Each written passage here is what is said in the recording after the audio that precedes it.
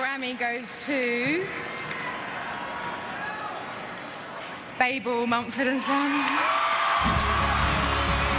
Producer Marcus Drives. New Generation, that was the big winner at last night's Grammy Awards in LA. Here with more is WSJ's Jim Fusilli with all the action. Now, Adele won everything last year, so it was nice of her to sort of give out some awards last night. Interesting, I was talking to you a bit before we went on. You weren't impressed with last night's event. I thought it was a disaster for music. I mean, it might be great for the music business. It might be great for the commercial side. But these bands are about as bland as you can get. It seems that the Grammys made some sort of stand that they were going to introduce new artists and new music. They may have introduced new artists, but they didn't introduce new music. They have a tendency to go for what's safe, what's processed, and what can sell, and that's certainly what they did last night. Interesting. All right, we're going to go to a list of the 4 big winners now. Mumford & Sons won Album of the Year, which is typically the most coveted award. You didn't like this album, or you don't think it doesn't impress you? It doesn't represent what's going on in today's rock and pop scene. It's certainly a pleasant album. They are certainly a competent band.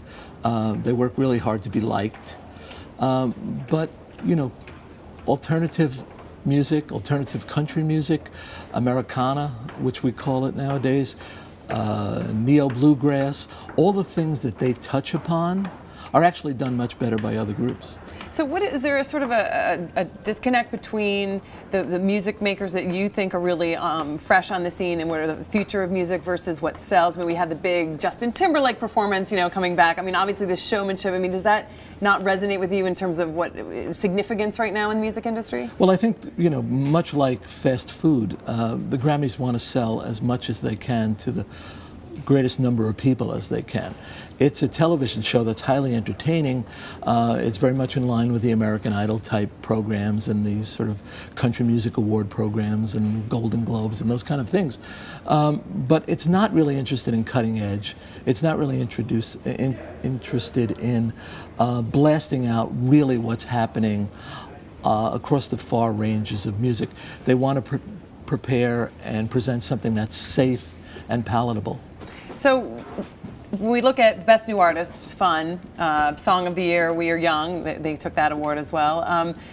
Why do you think the Grammys would have chosen them? I mean, how does this process work in terms of who wins versus, as you say, who's really doing the music in the industry? It's interesting about Fun, as Ethan Smith points out in today's paper, they've been around for 12 years, so they're not exactly new artists. Overnight success, right? Yeah. You know, it's the kind of song that works very well in a television commercial.